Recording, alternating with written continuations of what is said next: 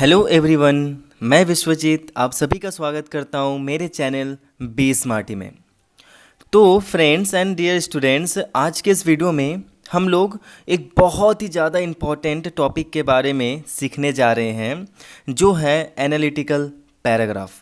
और ये analytical paragraph जो है वो सीबीएसई क्लास 10th के सिलेबस में न्यूली एडेड है। मीन्स जहाँ पे पहले आपका स्टोरीज़ आया करती थी, वहाँ पे आपको 10 मार्क्स के लिए अब आपके एनालिटिकल पैराग्राफ्स आएंगे। ठीक है फ्रेंड्स, तो मैं फिर से रिपीट कर रहा हूँ, आपके सिलेबस में जहाँ पे 10 मार्क्स के क्वेश्चन में स्टोरीज़ आती थी, वहाँ पे अब से एनालिटिकल पैराग्राफ्स ही आएंगी। तो आइए हम लोग देख लेते हैं कि एनालिटिकल पैराग्राफ्स होते क्या है, और मैं कोशिश कर रहा हूँ कि जितना सिंपल वे में मैं आपको समझा पाऊँ मैं समझा दूँ। तो यहाँ पे हम लोग देख सकते हैं कि एनालिटिकल पैराग्राफ क्या है। This form of writing is use to interpret the facts presented in the form of map, chart, graph और टेबल। तो एनालिटिकल पैराग्राफ क्या होता है, आपको एक मैप दिया हो सकता है, आपको चार्ट दिया हो सकता है, ग्राफ दिया हो सकता है या टेबल दिया हो सकता है। आपको उसको देखना है, समझना है और एनालिसिस करना है, और एनालिसिस करने के बाद उसके बारे आपको क्या करना है, एक पैराग्राफ लिखना है। तो फ्रेंड्स, ये जो है ना वो बच्चों के लिए बहुत ही अच्छा किया है सीबीएसई वालों ने, क्योंकि ये आपके लिए बहुत ही इजी होने वाला है। मैं रियली कहूँ ना तो ये आपके लिए बहुत इजी होने वाला है, क्योंकि सारा फैक्ट आपको दिया रहेगा।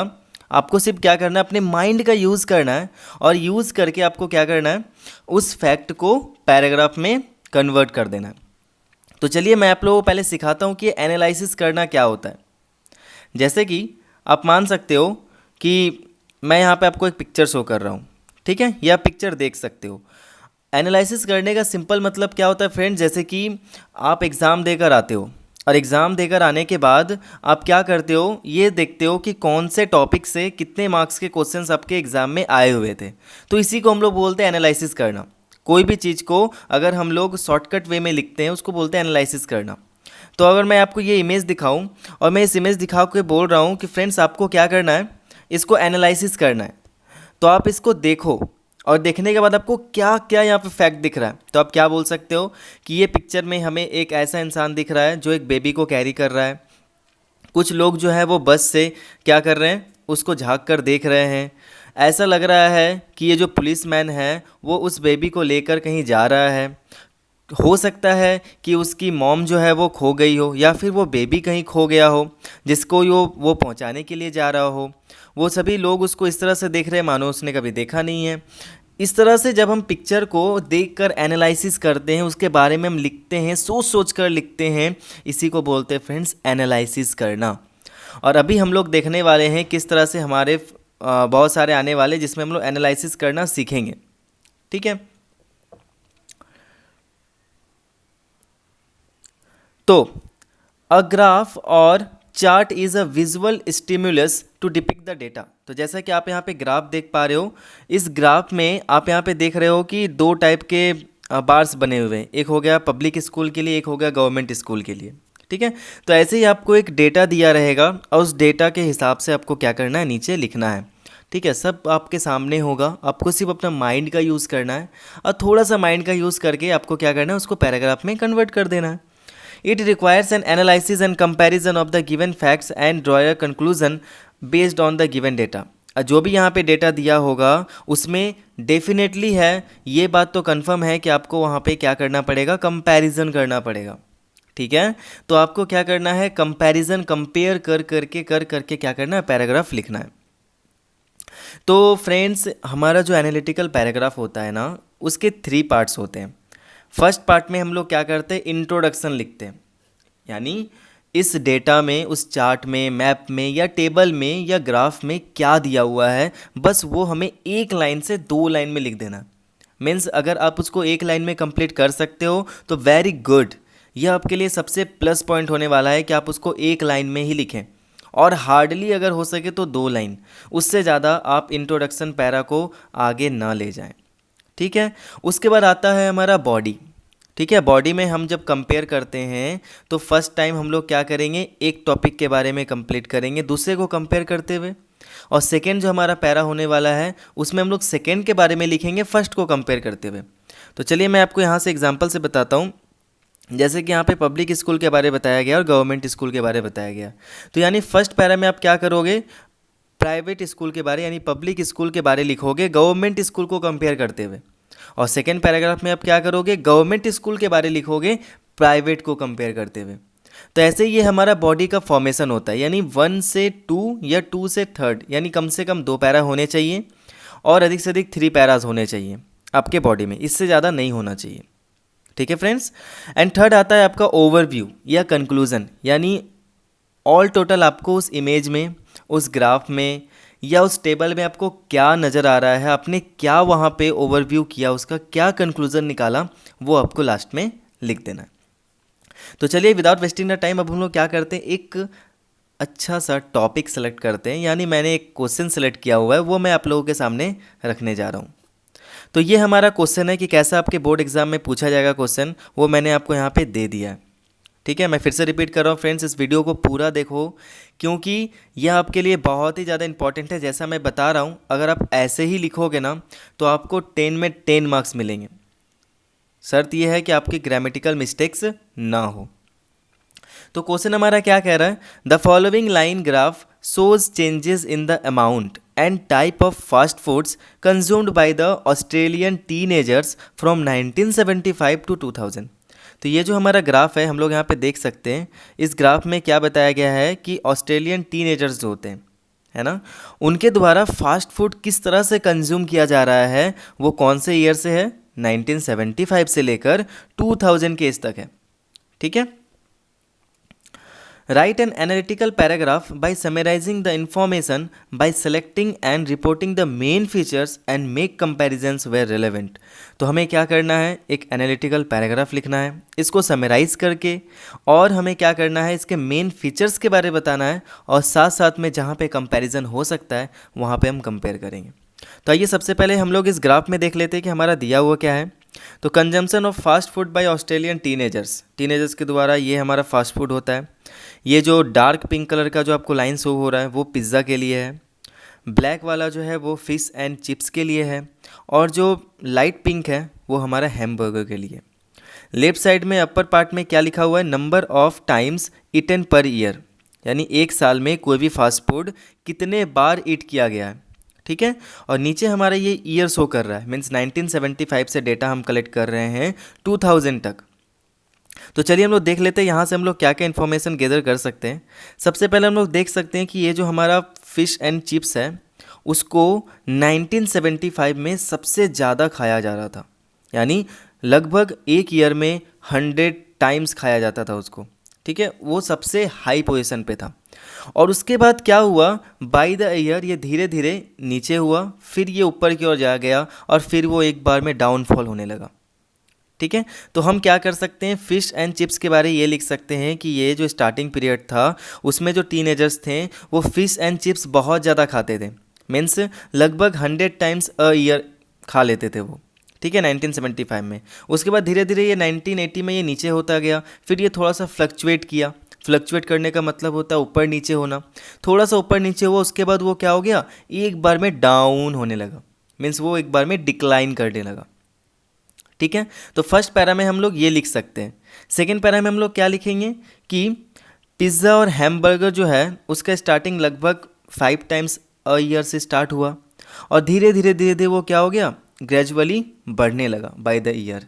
और 1985 में क्या हुआ कि वो धीरे धीरे बढ़कर हमारा जो फिश एंड चिप्स का जो एवरेज था उसको वो क्या कर गया, ओवरटुक कर गया। और ओवरटुक करने के बाद वो आगे जाकर क्या हो गया, थोड़ा सा फ्लैटन हो गया। फ्लैटन कहाँ पे हुआ, 1995 से लेकर 2000। तो हम लोग ओवरव्यू क्या देख सकते हैं, ओवरव्यू हम लोग बोल सकते हैं कि शुरू में जो टीनेजर्स होते थे वो फिश एंड करी पे बहुत ज़्यादा ध्यान देते थे, बहुत ज़्यादा वे लोग कंज्यूम करते थे, लेकिन बाय द ईयर ये क्या हो गया, कम हो गया। और जो पिज़्ज़ा और हैमबर्गर जिस पे बच्चे बहुत कम ध्यान देते थे 1975 में, वो ग्रेजुअली क्या किया, इंक्रीज़ किया। और इंक्रीज़ करने के बाद एक समय ऐसा आया कि वो क्या कर गया, फिश एंड चिप्स को ओवरटेक करके वो और ऊपर चला गया, और आगे जाकर वो क्या हो गया, वहीं पे जाके रुक गया जहाँ से वो क्या हो गया था, फिश एंड करी स्टार्ट हुआ था। मीन्स जहाँ 1975 में 100 times a year fish and chips को खाया जाता था, वहाँ से ये स्टार्ट हुआ था। और ये पिज़्ज़ा और बर्गर जो है वो उसी स्टेज पर जाके रुका, यानी 100 टाइम्स अ ईयर। कब? 2000 में। तो आइए अब हम इस डेटा को कैसे लिखेंगे वो देख लेते हैं। सबसे पहले हम लोग इंट्रोडक्शन पैरा लिखेंगे। इंट्रोडक्शन पैरा में क्या होता है?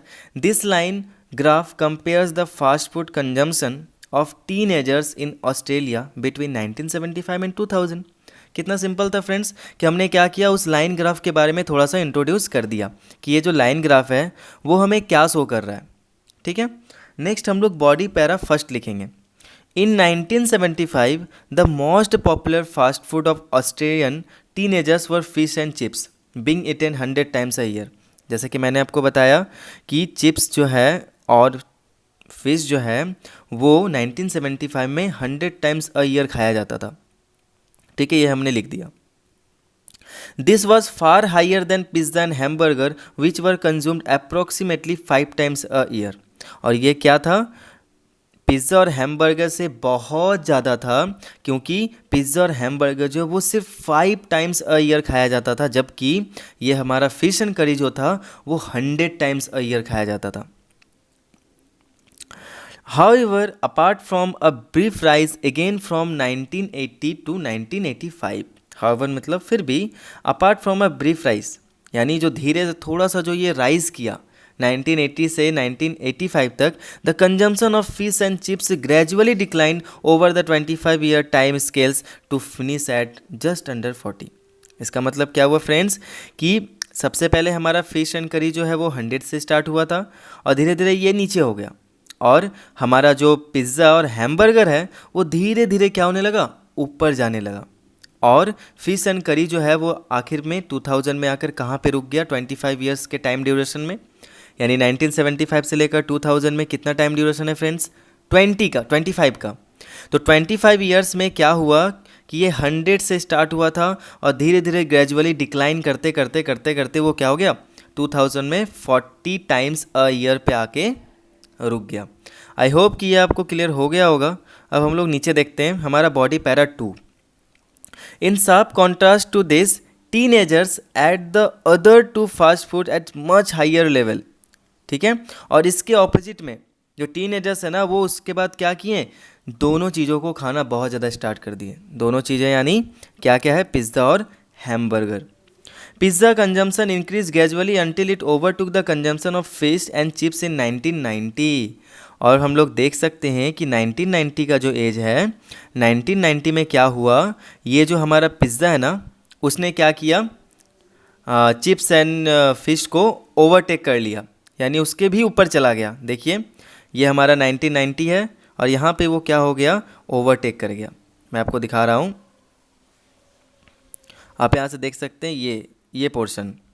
आप यहाँ पे देखो कि ये 1990 है। 1990 में क्या हो गया कि ये हमारा जो फिश एंड चिप्स था इसको भी वो ओवरटेक कर गया। कौन? ये पिज़्ज़ा जो है वो। ठीक है, नेक्स्ट हम लोग आगे चलते हैं।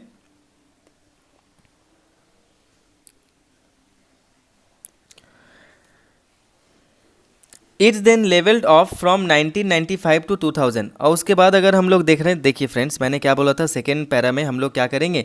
पिज़्ज़ा और हैमबर्गर के बारे कंपेयर करेंगे। तो हम लोग पिज़्ज़ा और हैमबर्गर को साथ में लेकर वो उसको हम लोग फिश एंड चिप्स से कंपेयर कर रहे हैं। तो हम लोग यहाँ पे देख सकते हैं कि 1995 से लेकर 2000 तक के बीच में ये जो है वो थोड़ा सा क्या हो गया? फ्लैट हो गया।